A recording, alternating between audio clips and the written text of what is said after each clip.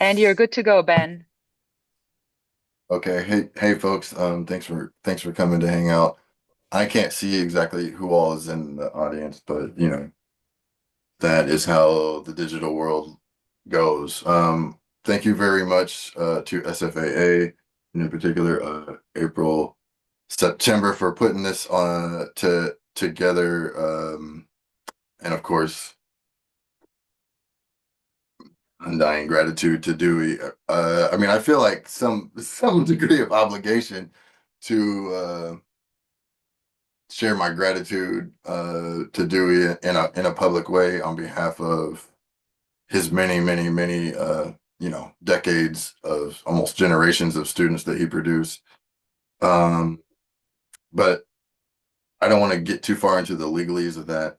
It goes unsaid, and I think our work and our um, lives are to whatever degree a testament to the sort of tulips that we grow into are sort of a testament to the seeds he planted. So, without further ado, I want to try to do a sort of experimental method for an interview where this book that I have in my hands is was my dissertation from when I got a PhD at this school called Northwestern. Just after my time at San Francisco Art Institute. It's called What We Can't Do, The Pedagogy of the Black Radical Aesthetic Tradition, and it focuses on artists, Black radical artists who are teachers, mainly Charles White, Elizabeth Catlett, and Dewey Crumpler, all of all of their work, all of their teachers, all of their students' work, and sort of makes the case that we can understand them together if we understand them as part of a broader pedagogical network. But I'm converting this into a book, which will hopefully be coming out with Duke here soon. And since I get to take advantage of the sort of drafting phase as I'm writing about this artist that who is living. I'm going to ask Dewey to sort of edit or rewrite or scrap or react to a couple of the things that I said about him and his work. Okay, so and it's also a way for me, you know, there's this thing in the it's there's this thing in black traditions where uh, sometimes you get around an elder and they are just on a diatribe. Like they just talk. And it's I have found it to be a great honor and privilege to be able to sit and listen to Dewey talk. But normally the way our conversations go, it's not a 50-50 altercation. Okay. It's me mostly listening, trying to record, trying to take notes, and him drawing on decades of his search of the cosmos to try to convey that. And again, a thing that I've been immensely thankful for. So to sort of shift that, I'm going to read from a text to do a little more scholarly, less oracular thing than we normally do. Um, okay, so diving straight in. Um, and this is just after the intro, and I mean, on page 250. So, it's just Chuck in the late side of the book. In Black Dias in Black Diaspora Arts in Britain, 3 moments in post-war history, Stuart Hall moves from his usual terrain of cultural theory into the realm of modern art to extend his thinking on how what he calls the West and the rest co-produce modernity. We all know that Dewey thinks very deeply about modernity. Hall writes, it is as if every historical moment poses a set of cognitive, political, and I would add artistic questions, um, which together create a horizon of possible futures within which we think the present, and to which our practices constitute a reply. A moment defined as much by the questions posed as by the answers we seem constrained or conscripted to give. That's the end of Hall talking. What does it mean to view artists from such an angle? For one, artists help teach us what is possible by shedding light on the edges of discourse. Artists magnify, manipulate, and grasp after these horizons, thereby contributing to the pursuit of a horizon which they help make limitless. Crumpler is one among many artists who understand that art functions to expand consciousness. By shifting the quote unquote questions posed and the answers we seem constrained or conscripted to give, artists like Crumpler present the possible futures within which we think the present and offer a pedagogy for thinking the world anew. While being constrained or conscripted would seem to especially encumber Black artists, it is important to recall the Janus face morphology of a word like "can't." The term gestures toward the impossible or false with the same facility that it marks radical and quotidian refusals of the imposition of the impossible. One could argue that can't and finite are cogenerative, that can't and finite are two sides of the same coin, and that coin is something like perceived possibility. I believe they appear from different directions but derive from the same source, a people forced to constantly face the fraught realities of discursive practice. Can't and finna are vehicles of détournement. They are manifestations of discursive invention called into existence by refusals to be confused or powerless in the Black Anglophone world. Can't and finna modulate and point at the questions posed by the reality of the historical moment. Wow. Wow. Well, Art Institute, Northwestern, then April. Damn. All I can say is, first of all, um, I'm thinking about Bruce McGaw, who just left this planet and who was a teacher of mine. And I want to say ashe to him. I'm sorry I don't have a liquid. I want also to humble myself in the presence of brilliant minds that the moment I saw them in their dis-ease as freshmen or younger students, and then powerful, delightful, contributory thinkers, and to have been touched by them, because they did, I think, more for me than I've ever done for any of my students. It's never a one-way street, even though the nature of our business is diatribe. That is to say, the professor is a constant articulator of pedagogy that they get filled up with and spill often into their students. But it's absolutely a two-way street, and I'm always thinking about the history of the people I was able to be touched by.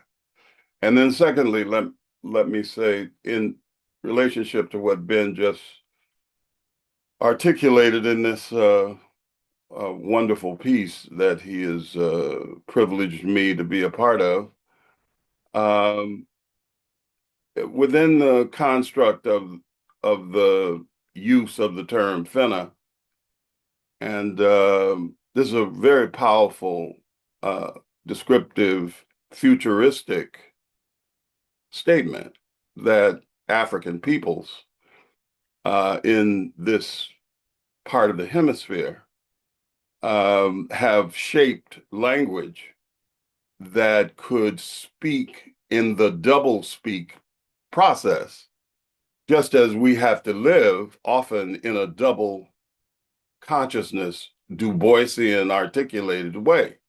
So I'm finna get this, I'm finna go there. This is a futuristic process. That's why for me, something like Afrofuturism didn't make too much sense as a descriptive, because we're always in the past and the future simultaneously.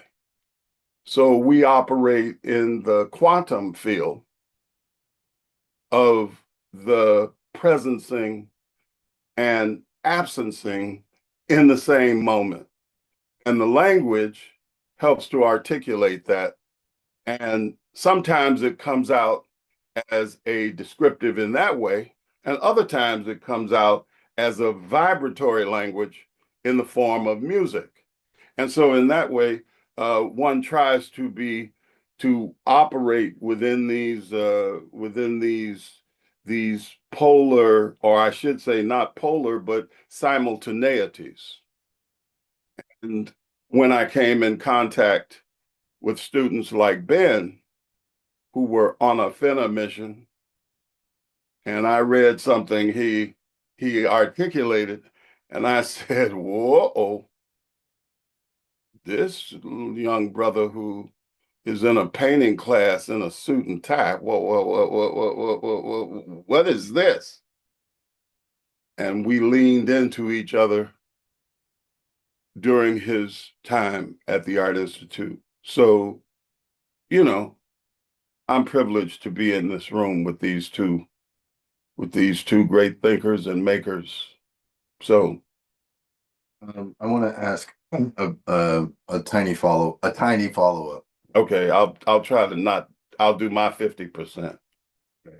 Um, the I mean, I have theorized that there's a relationship of reciprocity in the like the pedagogical traditions, not just for Black folks, but in particular in the Black radical aesthetic world, which involves a kind of paying it forward, but also a paying it backward, which is not exactly normal. And that is kind of mutual, like you mentioned, where uh,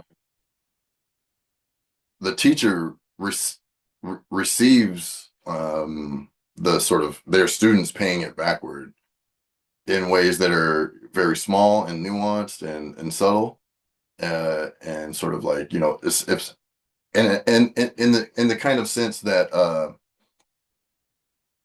David Hammons talks about being what it's like to be in the presence of an artist like Charles White, right? And how powerful that can be just to be in his presence, Right.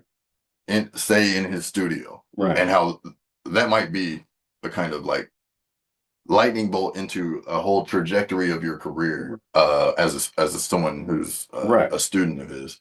But so that my evidence, we live in a sort of Western ocular centric paradigm, and I'm trying to navigate academia in ways where they want visual evidence. That's right. They want receipts. That's Okay, right. but I guess a way for me to get a receipt, since I'm in an interview, is to uh ask after the sort of nature of what it is that students have given to you over the years. Um, because what you've given students, I feel is evident if you take seriously their work. That's easier to point to. You can say, look at Ayanna Brown's career, look at Adrian Burrell's career, look at Wesaam's career. You know what I'm saying? Wesaam al-Badri. But it's less obvious uh, as we trace, say, your career, your life, your what's inside your head. Well, what's inside my head is always evident in the work that I make. Um, when you, first of all, this proximity statement that you just made about Charles White, um, in the Western tradition, you have to work with a person for a period of time before they accept that you have been deeply touched by that person or trained by that person. But you don't, when you don't have that ability, say when you are in a white environment and all you see is the reflection of the so-called genius products of a profound human intelligence, and you don't show up, then you have to see what is invisible in your own consciousness by doing the work necessary to gain information about your own cultural context so that you can survive in that blur. Now the thing is part of the way you do it is you consume information. Sometimes that information is direct, sometimes that information is all over the place, but the information attended to you in a certain moment is what you organize your energy to pay attention to. And as a kid, that's what I had to do because I didn't see my energy aesthetically, conceptually, anywhere in my pedagogical environment. So I had to, like you and all other African peoples in the early part of the 20th century and the middle, is to seek it out. And that often meant you see a person like I stood next to Miles Davis, for example. I didn't get to see him, but he was a teacher of mine. So was Ornette Coleman. So was Sun Ra. They shifted the way my consciousness happened. They're as much a teacher to me as Bruce McGaw or any of the teachers, or Mary O'Neill. You see what I'm saying? Uh, I don't need and never needed 6 months with an individual for them to have a profound effect on my thinking because I've been shaped to experience, and part of it comes from proximity. Like I could tell when I'm standing next to you what your energy level is and how it impacts my body. And therefore, an impression is left on my body. And that's the way it is when you're dealing with human beings from an honest point of view, because we are emptying into each other. I'm projecting out, but at the same time, you're emoting back.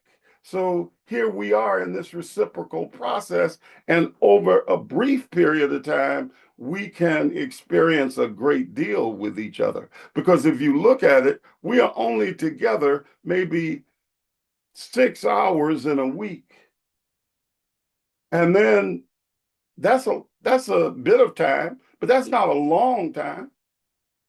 So if you're a day with a person or several days, like me with um, Elizabeth Cadler, I didn't need to be with Elizabeth in her studio, or that brief time I had with Siqueiros.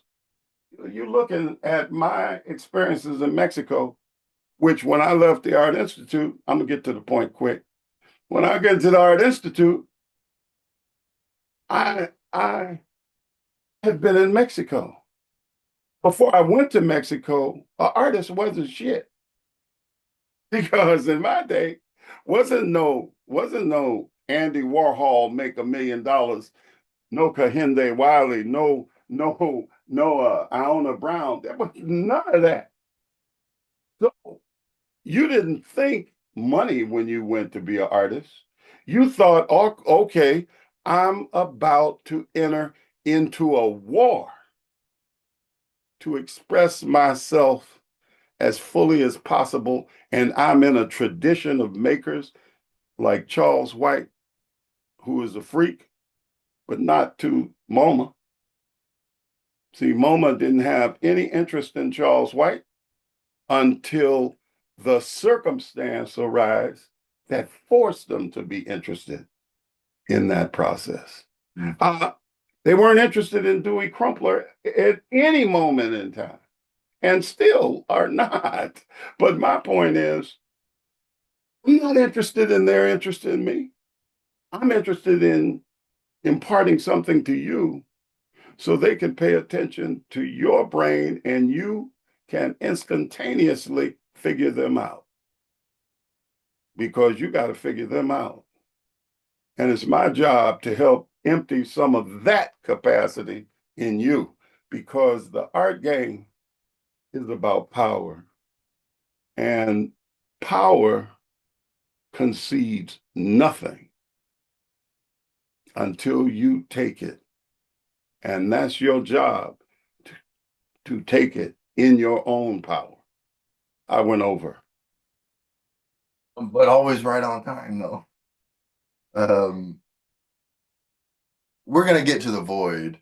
Much of what you said, like if you understand, the scattered literature out there and what you've put out there yourself or interviews with you about your attention to voids, and which is like very much present, I think, in all of the work I've seen of yours. You may have been doing stuff that before I was around or that like eludes the recorded record that didn't have something to do with voids, but it's very, very consistent. Um, Especially if you include work that in retrospect you could call an attention to voids, right? By way of an attention to the black body. So we'll get to voids. We'll get to voids, but I want to continue with this writing experiment a little bit. Uh, as Crumpler reads the world and endeavors to keep a critical eye on the sets of questions posed by an ongoing discourse, he sees what is perceived to be quote unquote negative, with a lens that is informed by his understanding of what it means to be an artist. That is, as someone who has encountered their share of negative and positive space on the same canvas, and who intimately knows the underlying processes at play. Am I clear so far? Yeah. Okay. Yeah.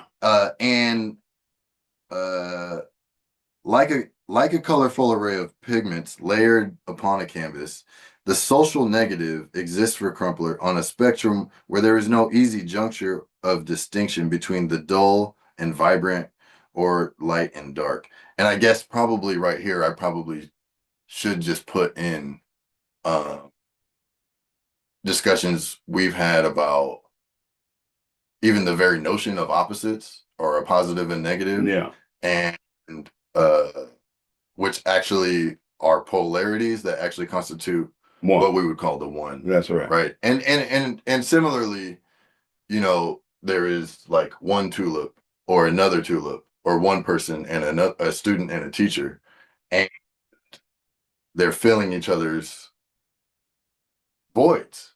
Yeah. They are voids together, Yeah. which also constitute the one. That's right. Meanwhile, whether something is good or bad is almost always the wrong question. The distinction between good and bad is real and important, but also understood to be often anthropogenic or fabricated. As such, what the West imposes as constraints, or what you might say is as kinks, in a horizon of possibility that can and should be is a horizon of possibility that can and should be analyzed, contested, and surpassed. In Crumpler's Black Study, the answers we seem constrained to give are part of a larger social and physical composition, which is akin to and connected to the Black background of a Caravaggio. Uh, Further, in Crumpler's teaching, Blackness in a Caravaggio painting is the site of potentiality, which is necessary for the art to have had its potent effect on people across centuries. The Caravaggio is impossible without the black, what gets understood as the negative space. For this maker, whose Black study manifests as art, the social constraints that come with the fact of blackness, to borrow from one translation of Fanon, are not limits. They are productive places to begin to interrogate horizons of possibility. Huh? Well, first of all, this is an essential aspect, and it's only through the study uh, of African cosmology that I began to understand that. Beginning, of course, with the Medu Neter, and outside of that, the whole Dogon cosmology. And when I was reading the Dogon, at the same time, I was reading Heidegger. And Heidegger, this is going to take too long, so I won't go into it. But Let me interrupt. yeah, I think sometimes part of what your work teaches me, and I've definitely benefited from reading your work.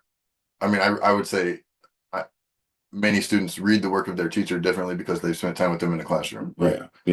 So there's a different like relationship to the work they make. Yeah. But the combination thereof leads me to understand that your work is pointing to a read of Heidegger where Dasein almost translates directly like one for one for the word nigga. So that's just that. When you read Being in Time, every time he says Dasein, if you just swap that out with nigga, the book makes that much more sense. Yeah. Reading Heidegger, of course, against the grain, but Well, in the first place, I don't want to hang us up on Heidegger. Heidegger has enough problems and presented them.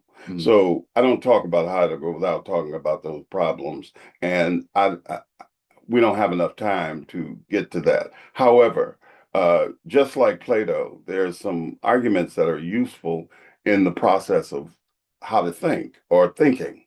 And uh, and my interest is thinking, how to operate in the cognitive mode. And and the cognitive mode is not seen, it's presented. That's why in the West they wanted tracking, because you have to present a track of the process so that it can be real, because they're materialists.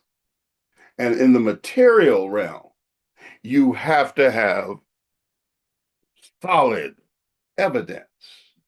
Well, um, evidence is not always present.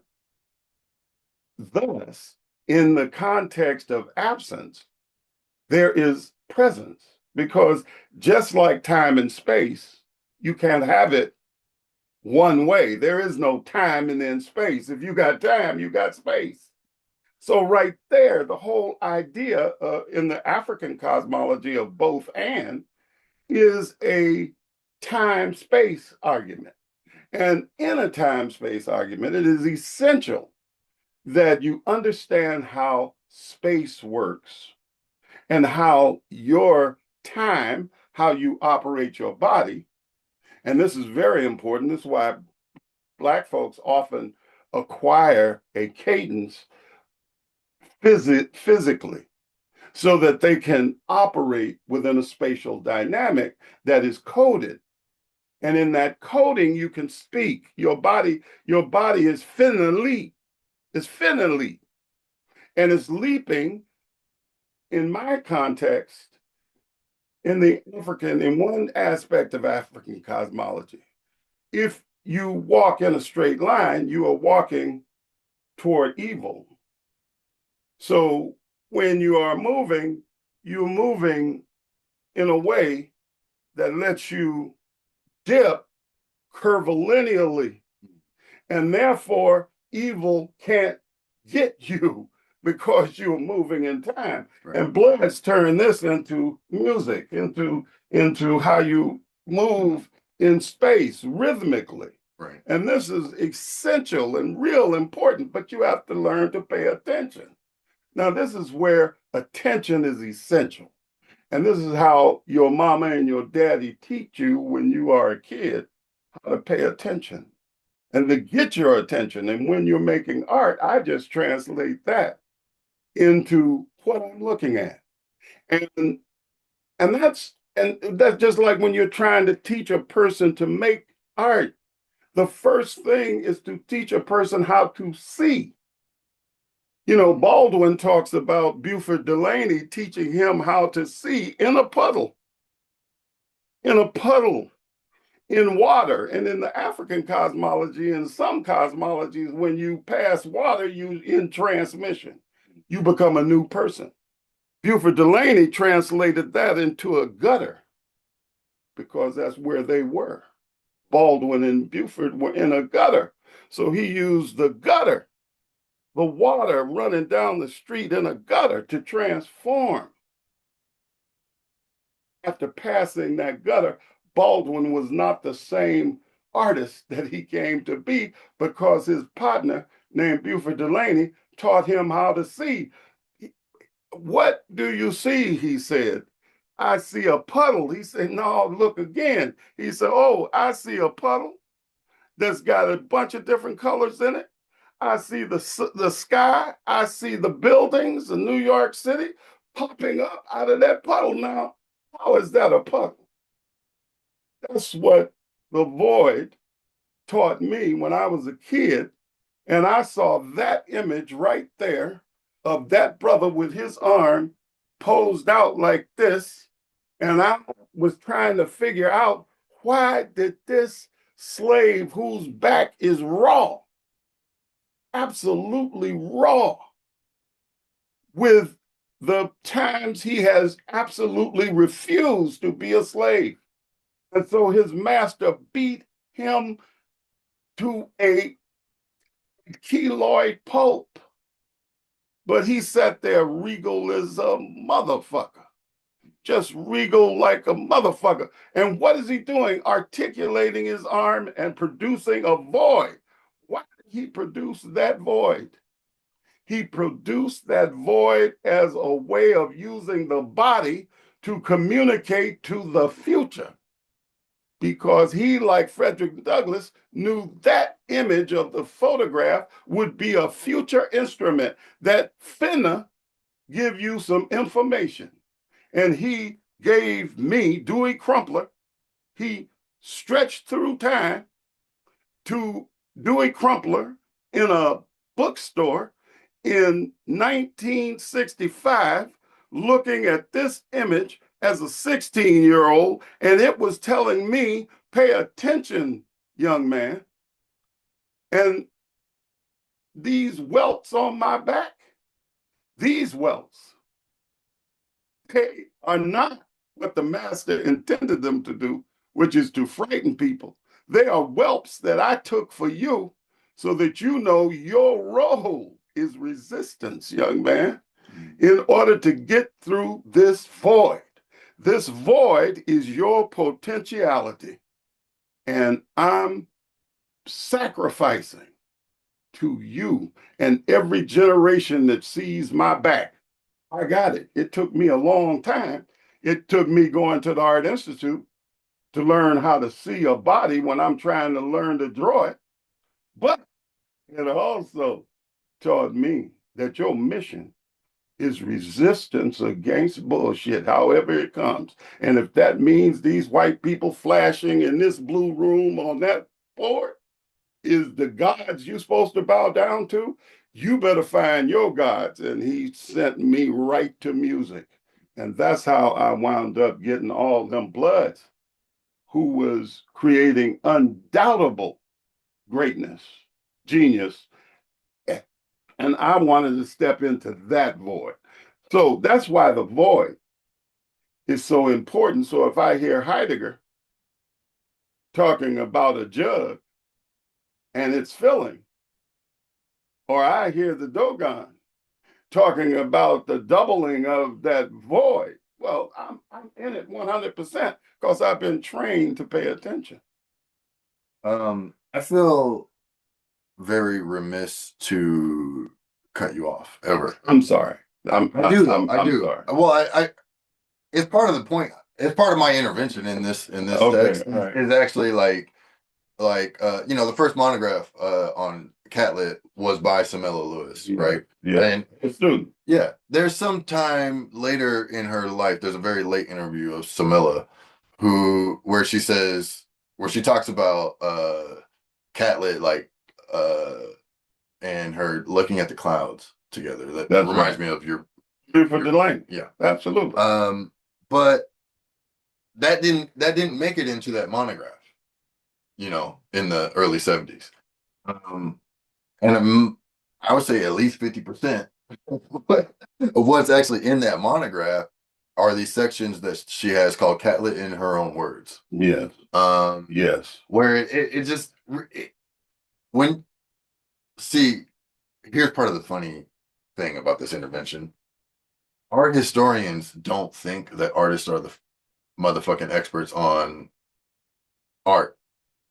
They think they are. Yeah, of course. Um, That's why we but students of art, students of artists, studio students think that their teachers are producers of knowledge, right? And for me, I'm usually just zip all open ears. yeah, You know what I'm I saying? understand. Because I see you producing knowledge, and every word you put out is this very elusive and rare opportunity to in time.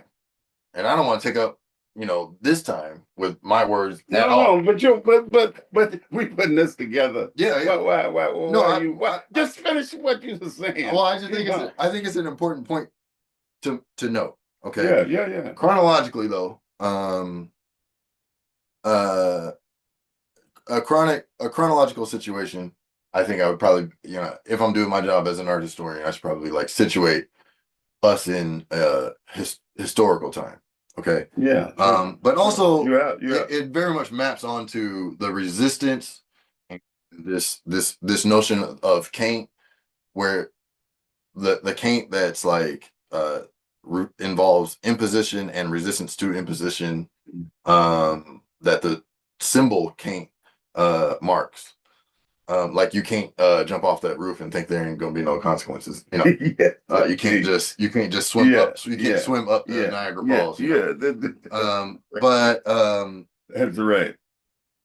Okay, so back to the text. Yeah. Situating you as part of a born in 1949, Right. as part of this interesting generation who comes into their rebellious sort of coming into conscious, coming. Right. So in the same fall of 1963 that Crumpler began his freshman year of high school, 4 girls in Birmingham, Alabama died in the infamous September 15th bombing of the 16th Street Baptist Church. In the Bay Area, the Black Panther Party for Self-Defense was founded in Oakland in response to police brutality, Black poverty, and deaths in Black America at the hand of systematic racial terror. BPP members like Huey Newton, born, so you're 49.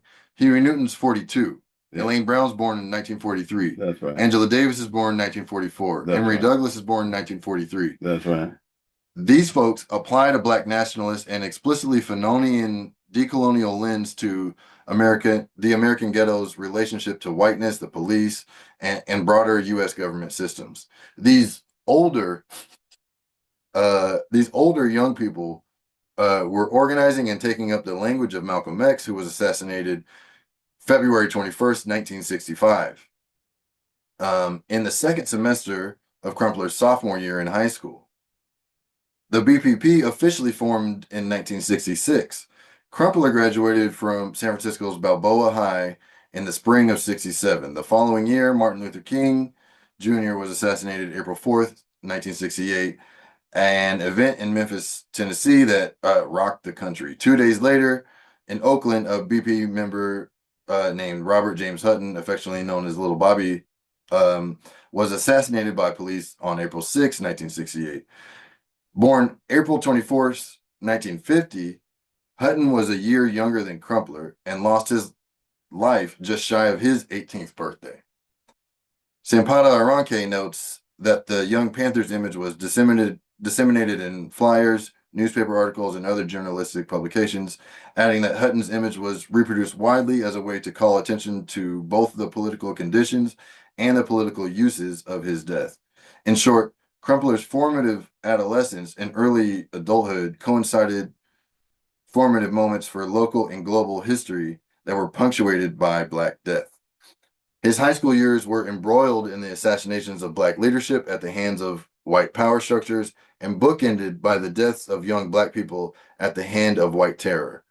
I believe these events to be significant to the nascent political awareness of black people around Crumpler's age, specifically in the U.S. Well, that is like a summation, not summation, but a laying out of the dynamics uh, uh, in the field of my maturation, and uh, their whole cohort of us who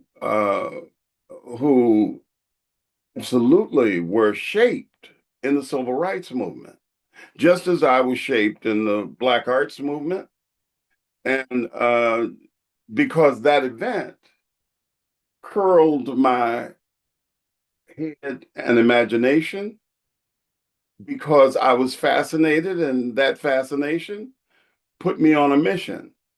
Uh, and because I was in a contextual milieu where I was being taught, on the one hand, that art is outside of experience, because there was an attempt by historians to teach art as about itself rather than having come as a result of the world it's in. Mm-hmm. Now, when you become a maker and when you get around makers, and this is why being around makers is so vital, speakers, talkers, culturalists are essential because they create a framework into which they put the larger umbrella of culture together. And they can call it modernism, they can call it any particular thing. They can call it art. They can call it art, but they can also shape the way novices and others understand art. But as a maker, you know that you are still the same person who just can't change your kid's diaper. That's right. On your way. That's right. And then dropped them off at daycare. There you go. And then you go into the gallery. There you go. And people see you as this mythic, displaced, fucking weird ass motherfucking displaced, non-human figure. Displaced. Yeah, decontextualized. But you as a maker, because you a maker, you know that I'm living in the world. Picasso is living in the world. Yeah. Van Gogh is living in the world. Helen Frankenthaler was living in the world.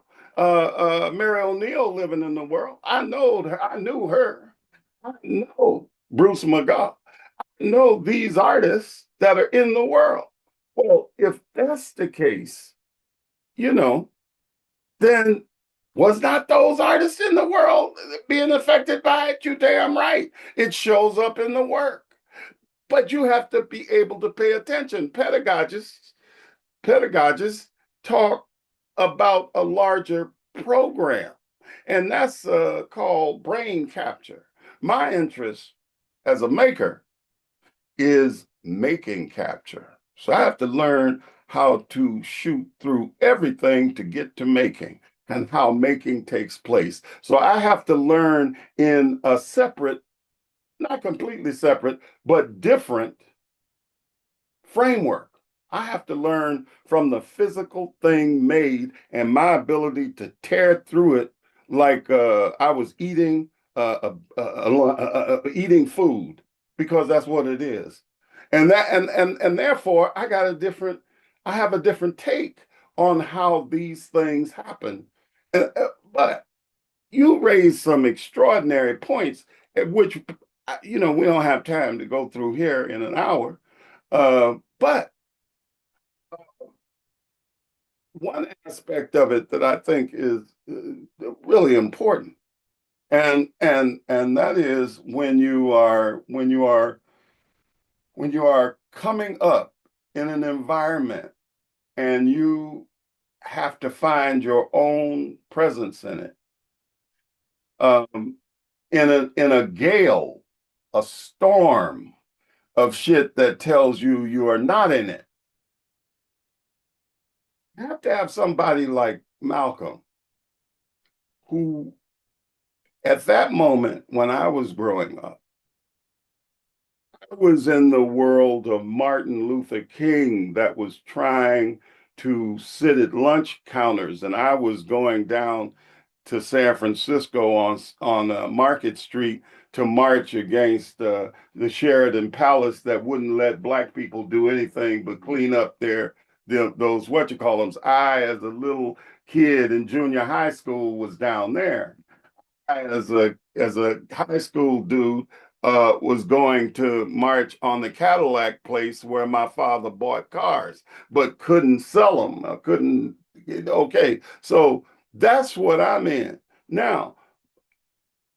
I'm trying to be an integrationist, which of course I have never not been and would not be otherwise. However,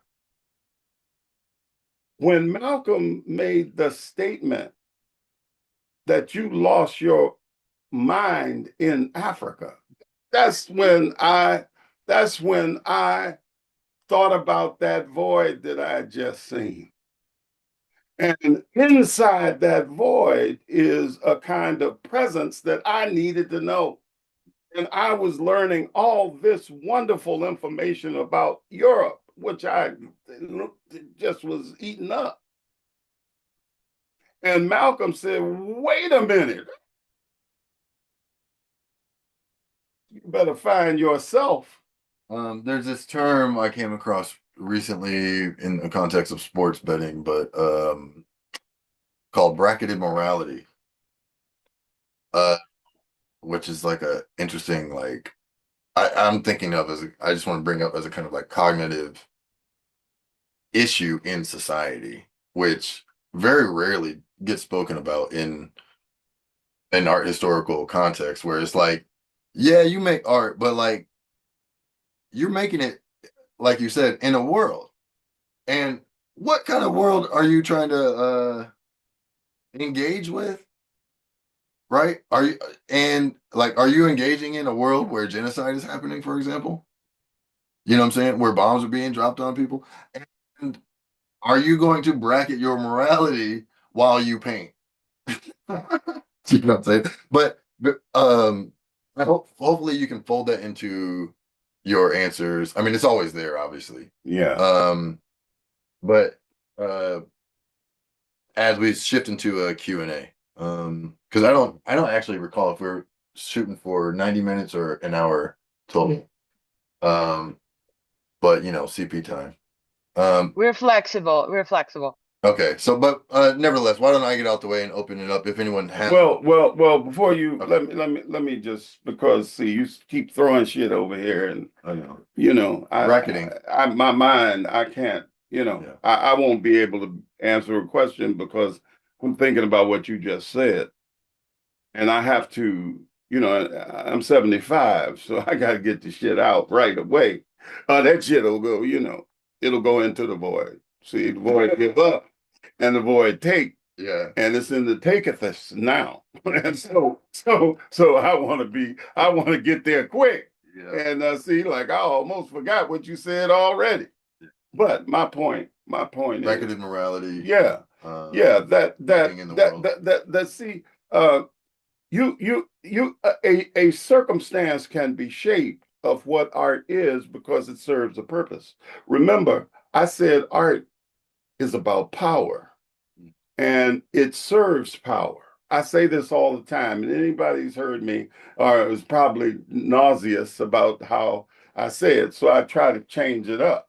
But let me say that it is undoubtedly the first utterance in the universe,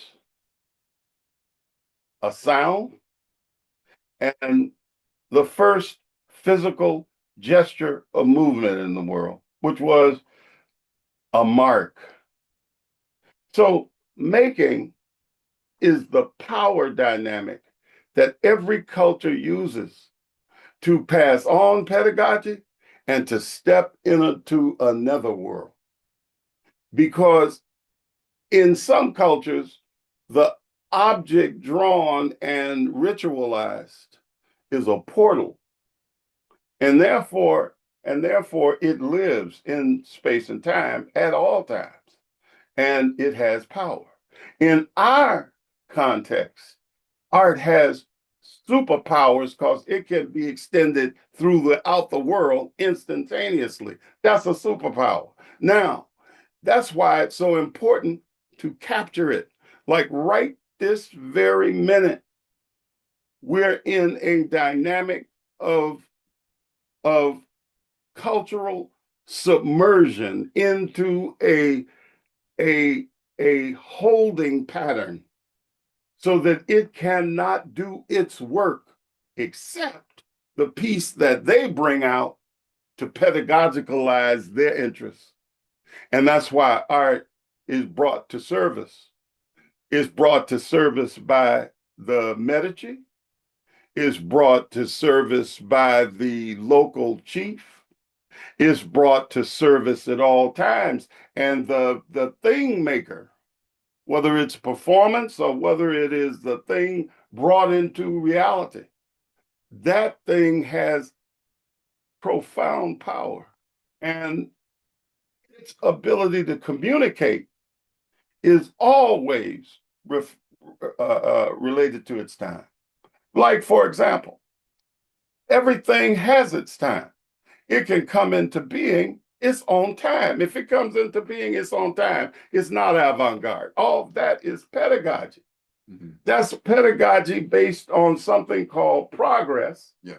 And progress is the ultimate interest in a culture that is interested in shaping everything in relationship to something that can push something else forward. The begottings, which Alfred Barr put together, it's biblical. It turns, it uses. It's fucking Bronze Age thinking when you think about it, because avant-garde is a military formation. So avant-gardism is a cultural iteration, the staying power of what was established on a battlefield. That is correct, but it's also for a purpose. Right. Is using a term that is malleable because you're using avant-garde. You don't hear it now, but you don't hear it because you say avant-garde to somebody using a 120-year-old term. Right. They'll laugh you down the steps. No, but they have found new ways to name. Yeah, like trans.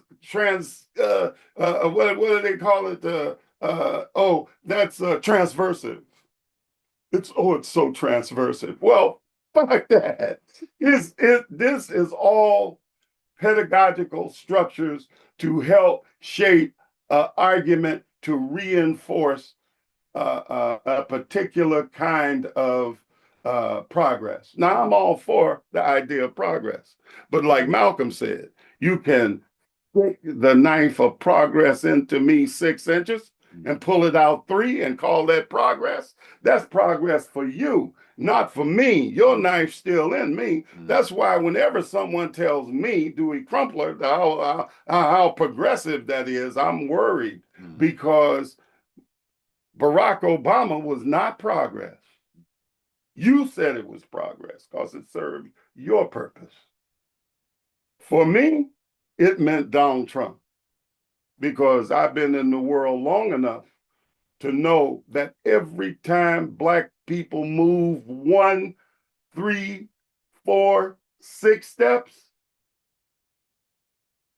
the reaction that they call progress is coming for me. So I remember very well the night Barack Obama was elected, this progress vehicle. Bill Berkson, my brother, told me, or sent me an email, because earlier that day I said, man, Barack Obama have about as much chance of being elected tomorrow as I do running through a hailstorm of fireballs. So he wrote an email, well, I'm sorry, Dewey, but better get to them fireballs. Okay. When I wiped away my tears, because I was glad I was wrong, I came downstairs and I drew a picture of a Trojan horse because I knew that in the culture I grew up in, where I couldn't go to the toilet on my way to Arkansas from California. So we had to stop on the road and go to the toilet. We couldn't stay in no hotels. Then I knew clearly that this is a horse in which is the belly of Trumpites. And they came out in droves while he was president and then right after. Because I'm a 75-year-old born in the middle, like you just pointed out, of the 20th century. Part of that century was shaped by the 19th century.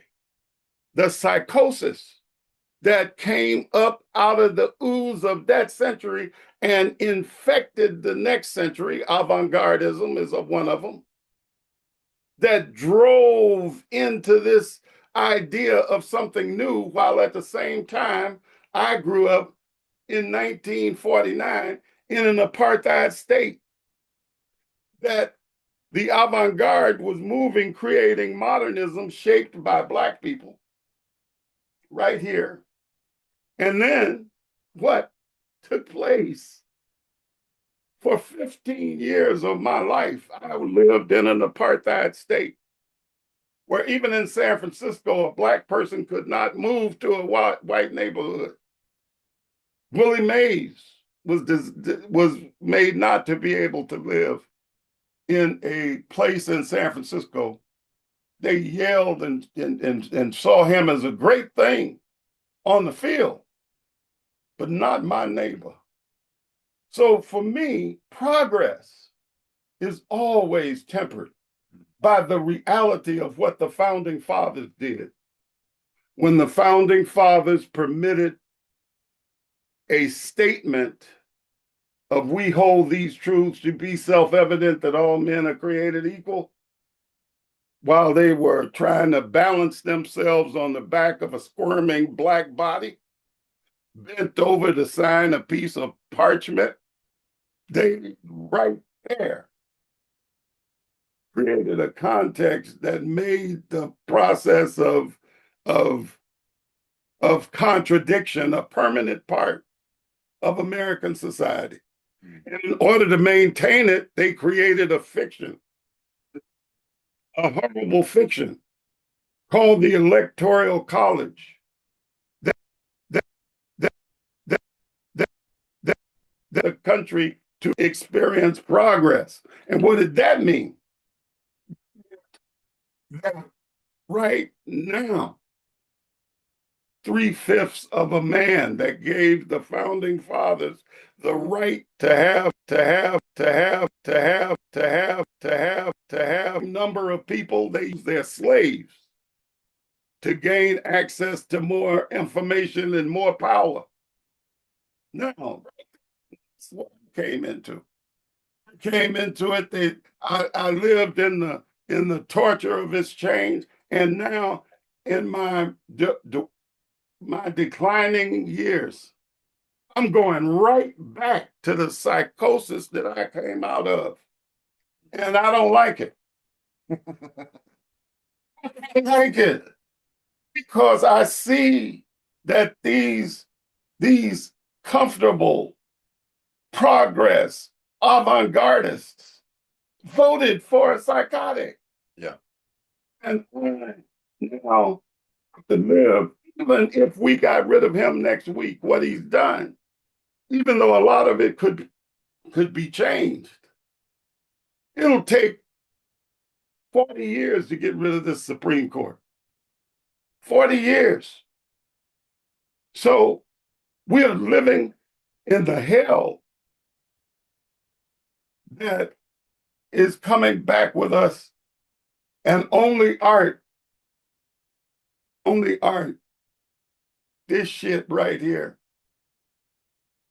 can do its job, which is to operate as fully as possible against that bullshit. Now, I don't mean diatribe.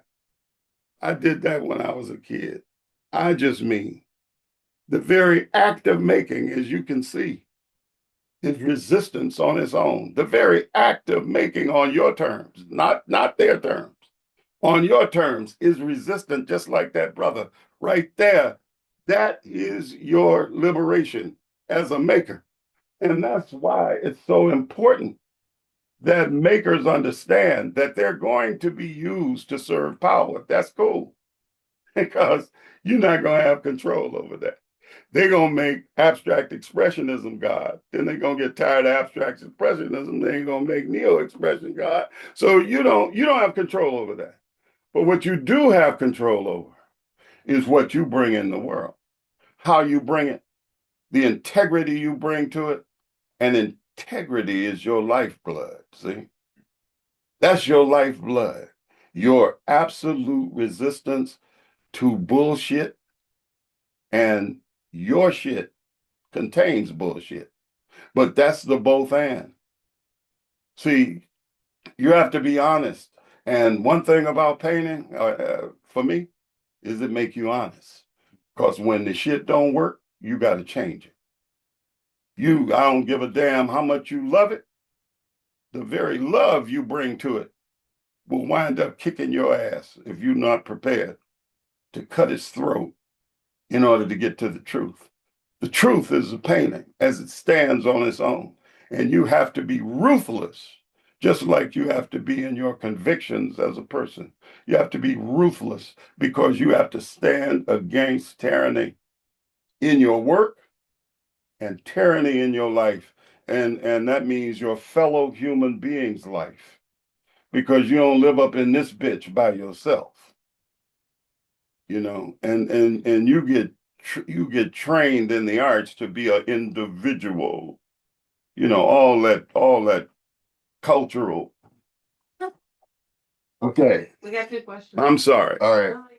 Well, we done passed the hour. Yeah, with that established, are there any questions? Yeah.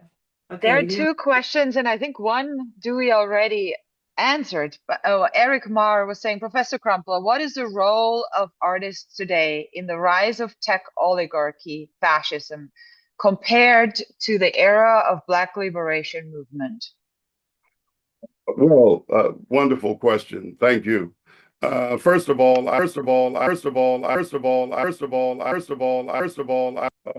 is a tool. That is to say, the capturing of this form, which contains the liquid, that's a tool. Once that tool was invented, it made a whole nother kind of painting possible.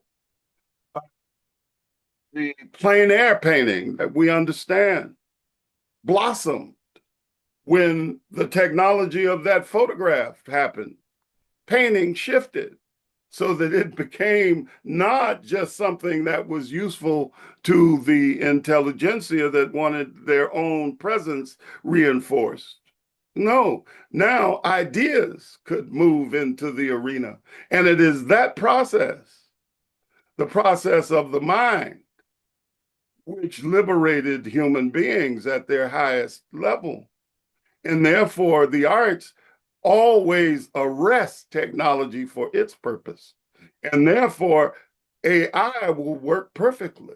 If I could use the shit that didn't, I'm trying to do some animation. If I could tell the AI to make this thing jump around the corner and go over there, and I didn't have to make 3,500 drawings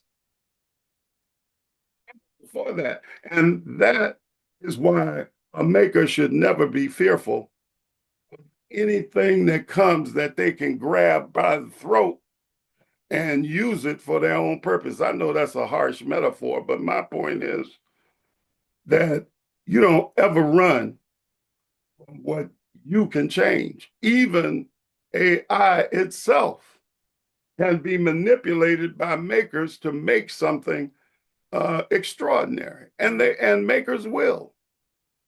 I would also add that there has always been a tradition of artists using not only using the most advanced technology, but actually advancing that technology. That's right. And finding ways That's right. to, and this is goes hand in hand with like discovering the world, Right. and on one hand, discovering what is reality, and on another hand, naming what is reality. That's right. right. So there's a kind of social technology, and then there's a kind of, scientific technology that the artist has traditionally. I mean, all the way back to, I mean, you could pick a cave painting, or you know, even say tablets in uniform, or There you you know what I'm go. saying, all the way on through the history of art. This amalgamation, but I want to just note that, like, the platform by which an artist, like, tan to hide, and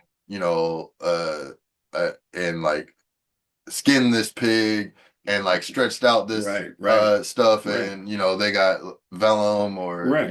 they got parchment, or what have you. Right. Vellum is lamb, but Right. it turns into parchment, or that was like the means of production came out of their hands, and we're shifting into other paradigms where I think it's valuable to pay attention to shifting means of production and circumstances under which all of the shit a person might do or think they might need to do is sometimes on someone else's platform. Uh, and I think we should continue to think critically about whether or not that even makes sense to do, right? Yeah. Like, if, or whether or not um other platforms need to be created by artists. Because let me just go a little deeper into some Yeah. 1984 shit. Yeah. I have a fear, as I mentioned yesterday, of a kind of like resurgence of something like feudalism, that's just digitized, where Hmm. truth and whatever the world is gets named by um whoever's in charge of the platform. Right. Okay. Right. And we are peasants, but not locked to land. We're locked to, like, you know, what is a device that sometimes is used for, like, this, like, absorption with the self, but in other ways is also a very there's no other way to put it, a very pornographic medium, which we have a relationship to, which is more intimate than actually it is Yeah. with our dearest friends. Yes. You know what I'm saying? Yes. That thing lives in your pocket. That is exactly. It's very intimate. Lives in your pocket. Very I left the intimate. house, like, oh snap, like, Yeah, that's oh, right. I'm naked without my phone. Yeah. We have another question from 500 Cap Street, if I can plug that one in. Please. 500 Cap Street is writing, Dewey Crumpler, you are so valuable. You're speaking truth in life and art, in our community, society. You inspire us so much, and we celebrate how your work pushes us to bring valuable programs, artworks, and critical ideas in this world. Thank you. Question is about the idea of the oblique in your paintings. How is the oblique different or similar to the void? Um, well, thank you. Thank you first for those extraordinary, I think, undeserving by me words. I appreciate them. The the the oblique is an essential aspect of making. It's an aspect of making and an aspect of living, which without which we can't really function. Um, First of all, it's rather like the peripheral. If you use blinders, you see right ahead of you. That is important because you can focus in directly. But to establish your balance, you have to be able to see peripherally. If you can't see, then your auditory peripherals open up. And things that happen from the oblique are necessary because when you're searching for something, and this is the context I meant it in, when you're searching for something, you may do it, but it's not completely clear, but it's there. You're now searching for it. Like when I saw this image with the open arm, it was an oblique occurrence because it opened something in me that I really wasn't aware of until it became center focused. And when you're making, the oblique is on the periphery, and then it centers in.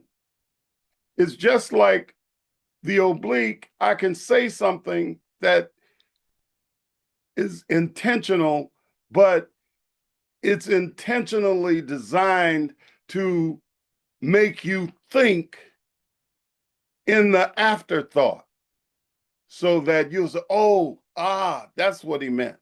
So when I was teaching, I would often say things that I knew would be perplexing to students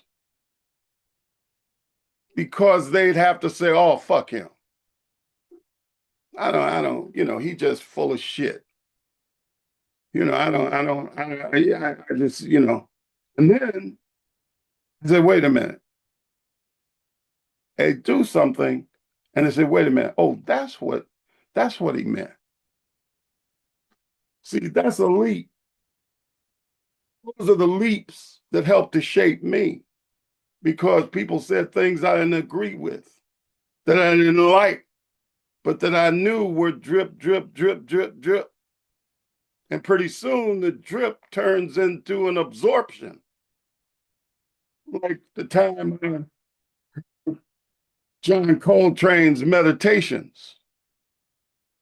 And I've told students this, so if you were my student, turn off and you don't have to hear it again. But I was reading Buddhism as a kid. I saw a record down the hill from the Art Institute called Tower Records on Columbus. And I went through the bins and I saw this record called Meditations.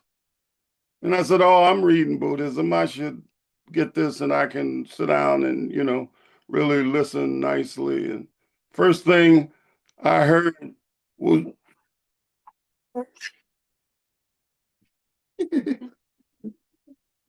somebody made some shit like since the roof of my double speaker phonograph that my mother bought me for Christmas, and I climbed on the top of my backyard hill, and I overlooked San Francisco, and I threw this motherfucker out into the world, and it flew and gone, and and then it fell on the streets and blew up into 1,000 pieces. And I said, "Oh, that shit right there, that's where that belonged." Because you made me think I was going to meditate and you messed me up. And it was that very mess up that obliquely shifted my consciousness. Because as I was sleeping at night, I'd hear, and then I would say, I can't get this out of my head. How come? How come? 17-year-old can't get this shit out of my head. And about 6 months later, I went back to Tower Records and I bought a whole bunch of more records, trying to understand why this person would make a sound like that. After that, I bought for the rest of my life, as long as a John Coltrane record hit the stands, I bought it. And today I have every record he ever made. Why? Because he knocked me on my head by forcing me to operate as he did in the oblique. So that's why the oblique is so important in the process of making. At the time, I was a didacticist, but John Coltrane and all those musicians like him showed me how powerful the oblique really was. And that's when I understood that image that I saw of that black man with that map beaten onto his back to show me that resistance is the way and the light.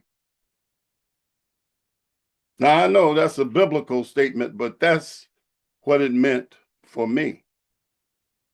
It's kind of Taoist too, you know. Yeah, But I know yeah, that. but maybe I want to ask you if maybe a simple way to say that is the oblique is not unlike a Du Boisian veil, which one goes into crosses through into the void, That's right. and then returns like Prometheus. That's right. As you pointed out in a talk you gave at SFAI in the 90s, like Prometheus, like Oppenheimer, That's right. like Oppenheimer, and like Ornette Coleman or That's right. That's Coltrane. right. You have to bring the fire. You come out with the fire. That's right. And crossing through the oblique, show that to the world, such that like literally the way we move our bodies henceforth is changed by jazz music. That's the world over. Well, changed by Black presence, which turned into jazz music.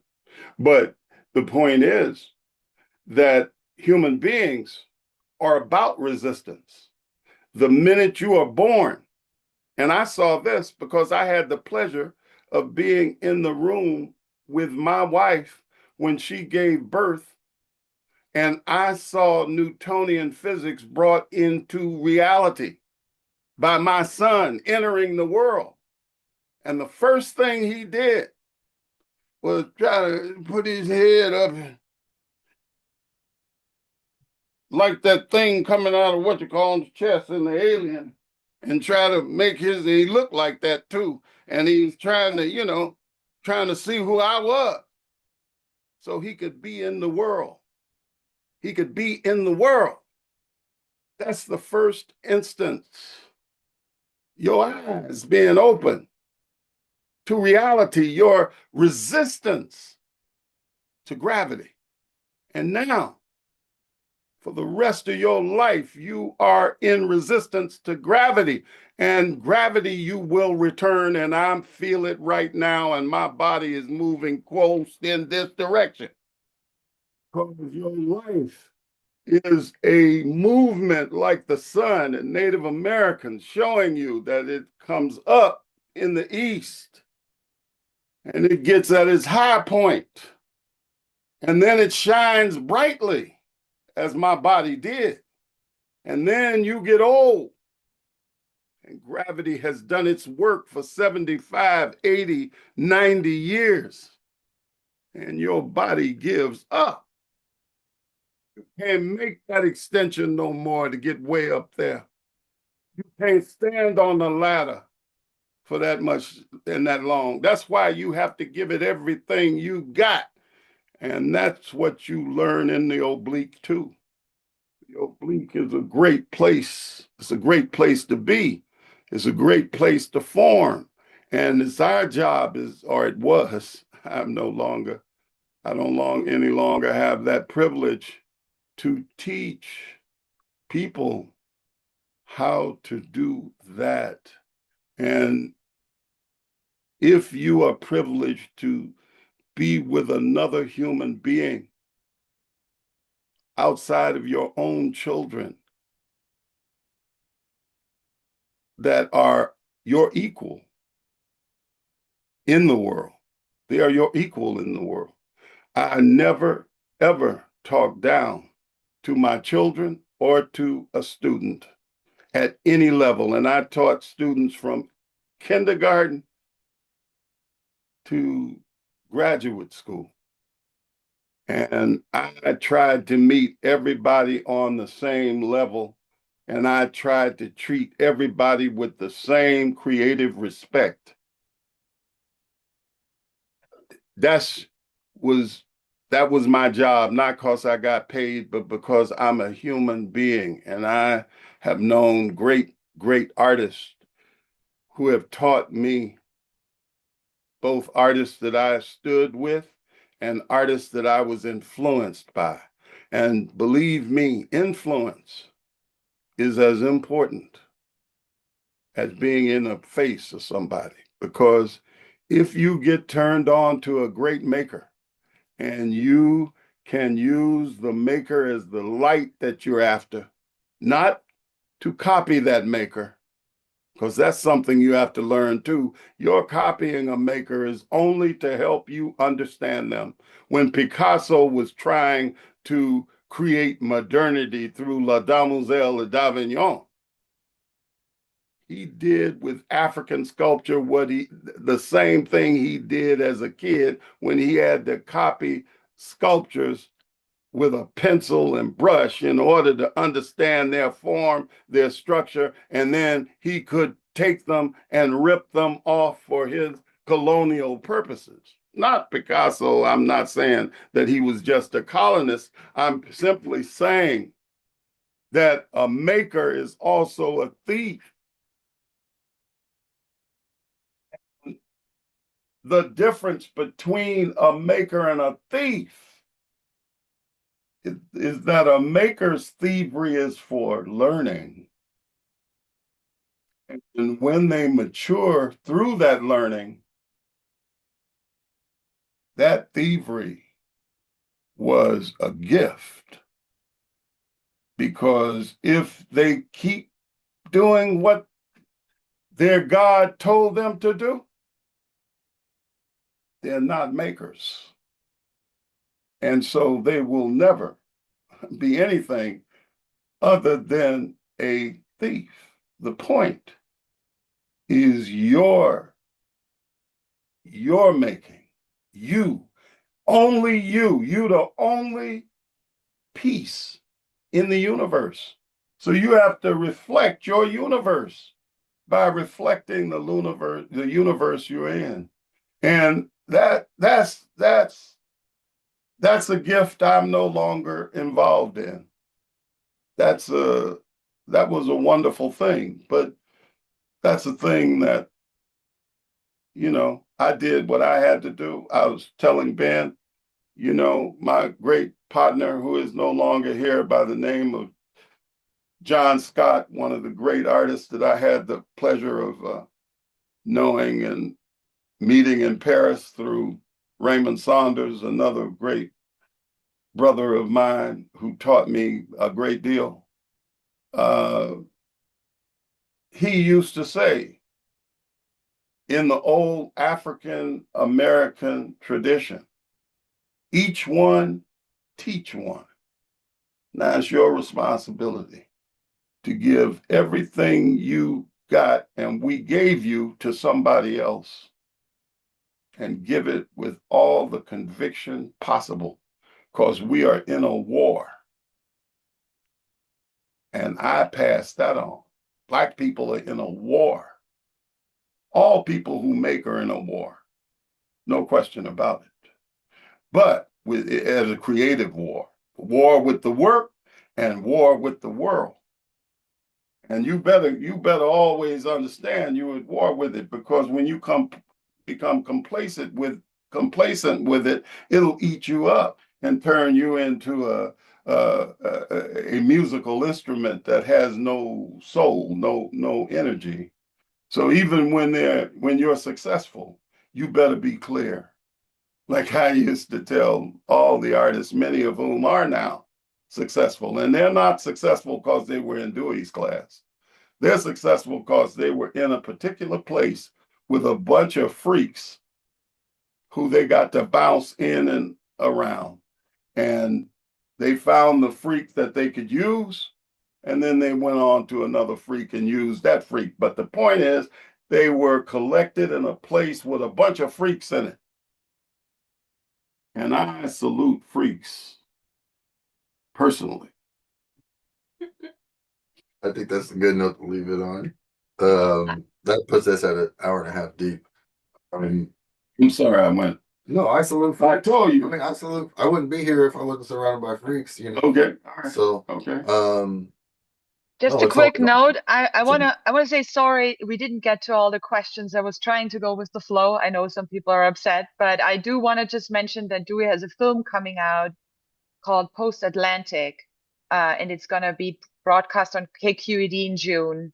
And then Snitov is here. So just a quick note from the chat. That Alan was and it from Deborah. the chat. I hand it to Alan you and then. Deborah, right on.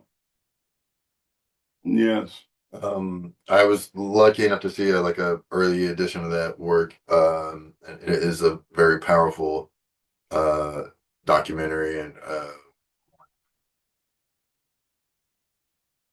very much captures some of the plays on some of the strengths that a the film can do to teach us about this amazing artist that this this profound artist that even a medium like this, I could write volumes and still never catch what Deb and Alan do in that work.